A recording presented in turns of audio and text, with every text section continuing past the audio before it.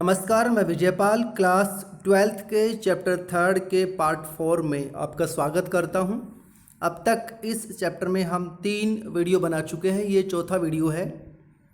इस वीडियो का टाइटल है जन्म से परे संसाधन और प्रतिष्ठा, beyond birth resources and status.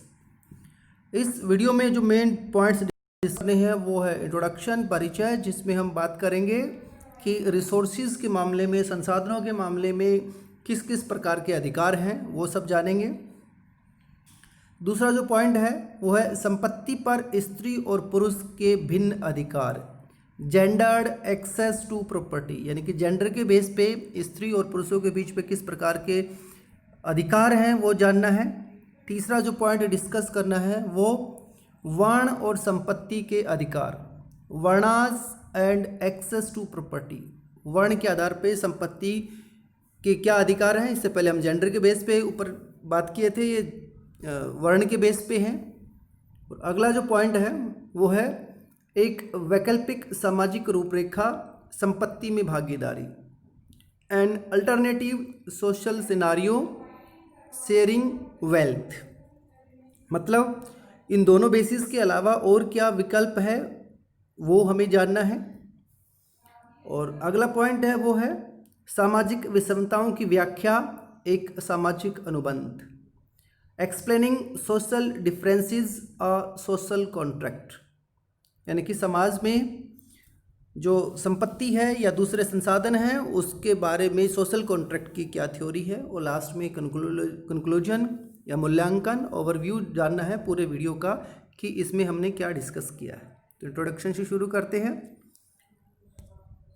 उपमहाद्वीप यानी कि भारत और उसके आसपास के जो क्षेत्र हैं, देश हैं, इसके विभिन्न हिस्सों में जब हम उपमहाद्वीप की बात क्यों करते हैं, क्योंकि जब हम प्राचीन काल के बारे में पढ़ते हैं तो हमें आज का जो देश की बाउंड्रीज है उस तरह का देश नहीं है, इसलिए इसको हम उपमहाद्वीप कहते हैं। सभी आपस में कनेक्टेड थे, इसलिए उपमहाद्वीप शब्द का इस्तेमाल किया जाता है, भारत शब्द का इस्तेमाल नहीं किया जाता है। उपमहाद्वीप के जो विभिन्न हिस्से हैं, उत्तर, पूर्व, दक्षिण, पश्चिम, मध्य, इन सभी क्षेत्रों में सामाजिक अभिनायकों के रूप में, मतलब सोशल जो हीरोज़ हैं या लीडर्स हैं, उनके रूप में अलग अलग वर्गों का उद्भव हुआ है। अलग अलग वर्ग का मतलब है, ये ब्राह्मणी धर्म की बात नहीं कर रहे हैं कि वे ब्राह्मण, क्षत्रिय, वैश्य, शूद्र, उसकी बात नहीं कर रहे हैं। हम बात कर रहे हैं कि चाहे वो किसान हो, चाहे वो व्यापारी हो, चाहे वो राजा हो, चाहे वो जनजातीय इलाके में रहने वाले लोग हैं, अलग अलग क्षेत्र में अलग अलग लोग अपने क्षेत्र के अभिनायक हैं या एक प्रकार के लीडर या हीरो हैं। और अलग अलग समय में इन सभी का अपना एक ग्रोथ हुई है, राइज हुई है। ये जितने भी अभिनायकों की अभी हम बात की है, इन सभी का जो सोशल स्टेटस है, सामाजिक स्थान है, वो उनके इकोनॉमिक रिसोर्सेज के कंट्रोलिंग पे डिपेंड करता है। यानी कि उनके आर्थिक संसाधनों पर उनका कितना नियंत्रण है, उनकी निर्भरता कितनी है, उसी के बेस पर ही उनका सोशल स्टेटस, सामाजिक जो हैसियत है, उसको डिसाइड किया जाता है। ये इंट्रोडक्शन की कहानी है। अब बात करते हैं संपत्ति पर स्त्री और पुरुष के अधिकार किस प्रकार के हैं या उनमें भिन्नता क्या है। Gendered access to property. शुरुआत करते हैं महाभारत के एक प्रकरण से जो इस पॉइंट को बिल्कुल क्लियर करता है। द्यूत क्रीड़ा में, यानी कि जो आजकल का आप चेस बोल सकते हैं, कौरवों और पांडवों के बीच में ये द्यूत क्रीड़ा होती है, जिसमें एक साइड में युधिष्ठिर हैं, दूसरे साइड में कौरवों के जो मामा है, शकुनी है, वो दुर्योधन की ओर से खेलते हैं। एक के बाद एक करके ना युधिष्ठिर अपना सब कुछ हार जाते हैं, अपने भाइयों को भी हार जाते हैं, इवन खुद को भी हार जाते हैं, और लास्ट में फिर द्रौपदी को भी दांव पर लगा करके उसे भी हार जाते हैं। और जब बाद में, चूंकि दुर्योधन है, वो कहते हैं कि भाई द्रौपदी मेरी दासी हो गई है और दासी को मालिक का आदेश मानना चाहिए, इसलिए दुशासन को भेज करके ना द्रौपदी को जबरदस्ती सभा में ले आते हैं। तो इस समय में द्रौपदी है एक प्रश्न पूछती है। क्या? युधिष्ठिर से सवाल ये है कि क्या उसे, यानी कि द्रौपदी को दांव पर लगाने से पहले वो खुद को हार बैठे थे या नहीं। इस प्रश्न पर दो अलग अलग मत आते हैं। एक मत ये कहता है कि पत्नी है वो किसी भी परिस्थिति में पति की संपत्ति होती है, इसलिए वो उसको दांव पे लगा सकता है। दूसरा विचार ये आता है कि चूंकि दास बन चुके थे खुद युधिष्ठिर, और दास को किसी को गुलाम या किसी को दाव पे लगाने का अधिकार नहीं होता है, क्योंकि दास की कोई अपने अधिकार होते ही नहीं है। हालांकि इस प्रश्न पर सबके अलग अलग विचार है, और अंततः इस कहानी में यही होता है कि युधिष्ठिर और उनके भाइयों और द्रौपदी को सभी को धृतराष्ट्र के द्वारा दासत्व से मुक्त कर दिया जाता है, उनकी आज़ादी वापस लौटा दी जाती है। इसी तरह से संपत्ति का स्वामित्व किस प्रकार का हो, इसके बारे में धर्मसूत्र और धर्मशास्त्र ये एक प्रकार के ग्रंथ हैं जिसमें समाज की नियमावलियां हैं, नियमों के बारे में जानकारी दी गई है। इनमें भी प्रश्न उठाए गए हैं। उदाहरण के लिए मनुस्मृति में ये लिखा गया है कि पिता की संपत्ति में सभी पुत्रों का समान बंटवारा होना चाहिए, लेकिन बड़े पुत्र को ज्येष्ठ को विशेष भाग मिलना चाहिए। साथ में इसमें यह भी लिखा गया कि स्त्रियां इसमें हिस्सेदारी नहीं मांग सकती, यानी कि उसमें मांगने का अधिकार स्त्रियों के पास नहीं है। स्त्रियों के पास केवल स्त्री धन का अधिकार होता है जो विवाह के समय में उपहार के रूप में स्त्रियों को मिलता है। उस पर उसका स्वामित्व है, उसके पति का स्वामित्व नहीं होता है। लेकिन मनुस्मृति में साथ में ये भी कहा गया है कि जो पत्नियां हैं या स्त्रियां हैं वो अपने पतियों की इच्छा के विरुद्ध या उनकी जानकारी के बिना किसी भी प्रकार का धन संचय नहीं कर सकती। इसका मतलब ये है कि वो पति को बताए बिना कोई भी धन अपने पास जमा नहीं कर सकती। हालांकि एक इससे पिछले वाले चैप्टर में हमने एक उदाहरण देखा था कि चंद्रगुप्त सेकंड की जो पुत्री है प्रभावती गुप्त है, वो एक दान देती है और दान में पूरे गांव को दान में देती है। लेकिन ये एक विशेष अपवाद कह सकते हैं कि उच्च वर्ग में ये अपवाद हो सकते हैं। सामान्य तौर पे पशु, भूमि, धन इन सभी पर पुरुषों का ही अधिकार रहता था, स्त्रियों का नहीं होता था। इसका मतलब ये हुआ कि स्त्री और पुरुष के बीच जो सामाजिक हैसियत में जो अंतर है, भिन्नता है, उसका मूल कारण क्या है कि संसाधनों पर दोनों की भिन्नता है। यानी कि संसाधनों पर पत्नी का या महिला का अधिकार नहीं है, इसलिए उसकी भी स्वतंत्र रूप से नहीं है। वही ऊपर द्रौपदी के प्रश्न है और ये हम इसके बारे में डिस्कस कर चुके हैं। अगला है स्त्री और पुरुष किस प्रकार संपत्ति अर्जित कर सकते हैं। इसमें मनुस्मृति ये लिखती है कि पुरुष है उसके पास 7 तरीके हैं, 7 तरीकों से पुरुष हैं वो अपनी संपत्ति अर्जित कर सकते हैं। एक विरासत, दूसरा खोज, तीसरा खरीद, चौथा विजित, 5वां निवेश, 6वां कार्य के द्वारा और 7वां सज्जनों के द्वारा दी गई भेंट के द्वारा। ये 7 तरीके हैं जो पुरुष संपत्ति अर्जित कर सकते हैं। महिलाओं के लिए 6 तरीके बताए गए हैं, जैसे वैवाहिक अग्नि के समय वधु, और दूसरा वधुगमन के समय मिली भेंट जिसको हम स्त्री धन ऊपर कह चुके हैं। इसके अलावा स्नेह के प्रतीक के रूप में तथा भ्राता के द्वारा, माता के द्वारा, पिता के द्वारा दिए गए उपहार। इसके अतिरिक्त परवर्ती काल में मिली भेंट और सब कुछ जो उसके अनुरागी पति से प्राप्त होता है। तो ये तरीके हैं, यानी कि वो अपनी ओर से कुछ भी नहीं कर सकती, जो उसको गिफ्ट के तौर पे मिलता है वही उसकी संपत्ति है, उसके अलावा वो और कोई तरीका उसके पास नहीं है। अगला जो हेडिंग है वो है वर्ण और संपत्ति के अधिकार, वर्णास एंड एक्सेस टू प्रॉपर्टी। आप लोग जानते हैं कि ब्राह्मण ग्रंथ है, उसमें समाज को 4 वर्णों में बांटा गया है, ब्राह्मण, क्षत्रिय, वैश्य और शूद्र, और चारों को अलग अलग काम भी दिए गए हैं। और ये बताया गया कि ब्राह्मण का मूल काम है दान देना, लेना, देना तो क्षत्रियों का है, पढ़ना पढ़ाना है, यज्ञ करना करवाना है, और दान, और इवन जो अमीर जो ब्राह्मण है वो दान देते भी थे, तो इसका मतलब दान देना भी इसके पास अधिकार है। क्षत्रियों के पास लड़ना है, रक्षा करनी है, दान देना है, यज्ञ करना है, ये सब चीज़ें, और वैश्य का पास भी दान का है और यज्ञ करने का ये सब अधिकार है। लेकिन शूद्रों के पास केवल एक ही मात्र जीविका है, और वो जीविका क्या थी कि एक ऐसी सेवा थी दूसरे लोगों की जिसमें उनकी इच्छा हमेशा शामिल नहीं होती थी। यानी कि ज़बरदस्ती उनको केवल वही काम करना होता था जो समाज के द्वारा उसको निर्धारित किया गया है, हालांकि उसमें खुश हो या ना हो ये जरूरी नहीं है।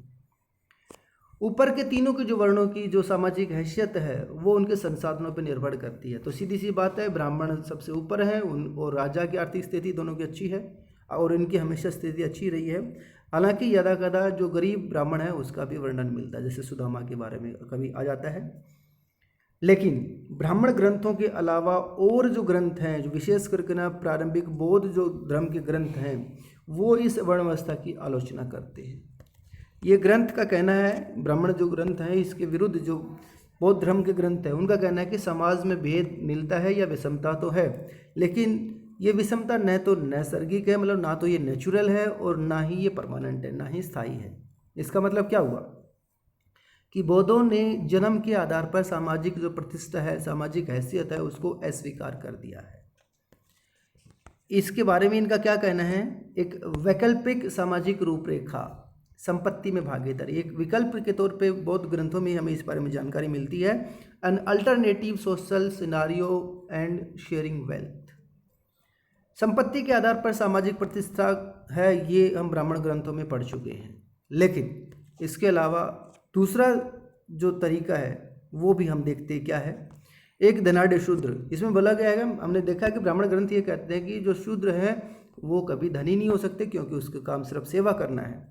और ये बौद्ध ग्रंथों में एक रचना है, इसमें बताया गया है इस प्रकार से कि एक ब्राह्मण मत में ये राय है कि कैसे अगर निम्न कुल का व्यक्ति यानी कि शूद्र वगैरह है, अगर वो धनी होता है तो क्या वो दूसरे शूद्रों को, ब्राह्मणों को या जो वैश्य है उन सबको आदेश दे सकता है। तो इस पूरी कहानी में निष्कर्ष यही आता है कि अगर शूद्र के पास धन है तो सीधी सी बात है वो भी चारों वर्णों में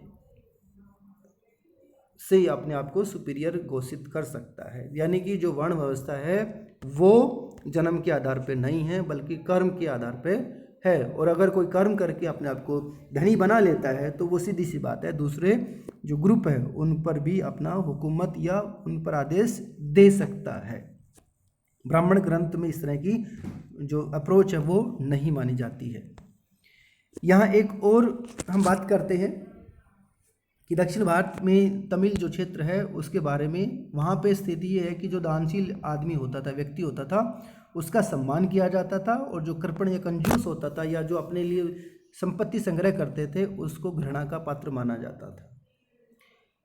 आप लोग जानते हैं कि 2000 वर्ष पहले यहाँ पर अनेक सरदारियाँ थी और ये सरदार अपनी प्रशंसा में गाने वाले चारण और जो कवि हैं उनके ये आश्रयदाता थे। यानी कि उनको ये लोग भूमि के रूप में और अलग अलग तरीके से ये लोग उनको पैसे या सामान देते थे ताकि उनका गुजारा चल सके।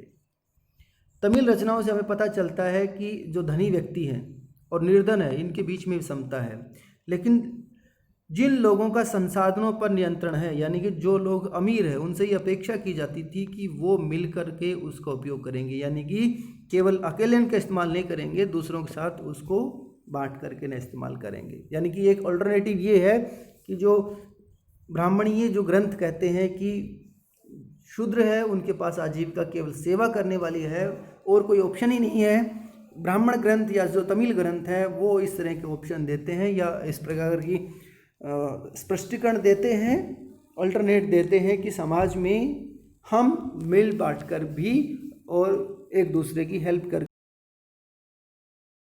भी। एक और टॉपिक है उससे द्वारा भी इसी पॉइंट को समझाने की कोशिश की गई है, सामाजिक विषमताओं की रूपरेखा, एक सामाजिक अनुबंध, एक्सप्लेनिंग सोशल डिफरेंस आ सोशल कॉन्ट्रैक्ट। बौद्ध जो धर्म है वो समाज में फैली विषमताओं के संदर्भ में एक अलग ही अप्रोच प्रस्तुत करते हैं। हमारे पास एक ग्रंथ है सुत्पिटक जिसमें ये बताया गया है कि जब मानव पूरी तरह से विकसित नहीं था, यानी कि वो भी दूसरे जानवरों की तरह था, तो प्रकृति के साथ खुश था क्योंकि उसकी हर चीज़ या हर ज़रूरत है वो प्रकृति से पूरी हो जाती थी। लेकिन जैसे जैसे मनुष्य लालची होता गया, शक्तिशाली होता गया, तो ये जो नेचुरल जो सिस्टम है ये डिक्लाइन होता चला गया, इसका पतन होता चला गया। लेकिन जैसे जैसे मनुष्य लालच बढ़ता गया और एक दूसरे में मेल मुटाव बढ़ता गया, तो बहुत से लोगों ने विचार किया कि क्यों न हम एक ऐसे व्यक्ति को अपना महासम्मत यानी राजा चुन लें जो शक्तिशाली हो, जो सही निर्णय दे सके, जो गलत का गलत और सही को सही कह सके, न्याय कर सके।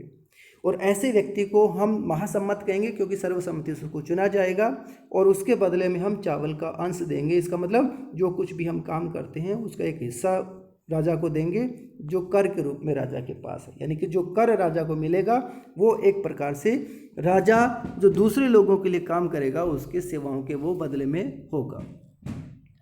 यानी कि ये कहा गया है कि इस ग्रंथ में कि सामाजिक और जो आर्थिक संबंध हैं वो मनुष्य ने बनाए हैं, ईश्वर ने नहीं बनाए हैं। जबकि ब्राह्मणी ग्रंथ ये कहते हैं कि ये जो रचना है, यह जो संरचना समाज की बनावट है कि वर्गों को, समाज को बांटना और उसी के आधार पे संपत्ति का अधिकार होना, ये दैवीय एक प्रकार से सिस्टम है। जबकि बौद्ध ग्रंथ कहते हैं कि ये मनुष्य के द्वारा बनाई हुई है, और यदि मनुष्य ने बनाई है तो इसका मतलब ये है कि वो भविष्य में इसमें बदलाव भी ला सकता है। ये इसमें एक और तमिल साहित्य का एक रचना है, उसमें ये बताया गया है कि कैसे जो निर्धन दानी सरदार है, यानी कि सरदार अगर गरीब भी है तो वो भी दान देने से पीछे नहीं हटता है। तो इसमें एक अपने आश्रयदाता के बारे में कवि कह रहा है कि हालांकि उसके पास धन नहीं है, लेकिन अगर उसके पास जाओगे तो वो, और तुम अपनी गरीबी दिखाओगे तो वो भले ही तुम्हें धन ना दे, लेकिन लोहार के पास लेके जाएगा और कहेगा आप इनके लिए एक भाला बना दीजिएगा, यानी कि आपको कोई ना कोई काम दिलवा देगा। तो कोई भी व्यक्ति है वो तमिल क्षेत्र में ऐसा नहीं है जो दूसरों के साथ मिलके काम ना करे या एक दूसरे की हेल्प ना करे, जो ब्राह्मणी व्यवस्था से बिल्कुल विरुद्ध है। तो ये एक प्रकार से हमारा टॉपिक था जिसमें रिसोर्सेज के बारे में डिस्कस किया गया था कि किस किस बेसिस पे, संसाधनों पर समाज में लोगों का अधिकार है। तो ये वीडियो अगर पसंद है तो प्लीज़ लाइक करें, शेयर करें और दोस्तों को ज़रूर बताएं, सब्सक्राइब करें। धन्यवाद।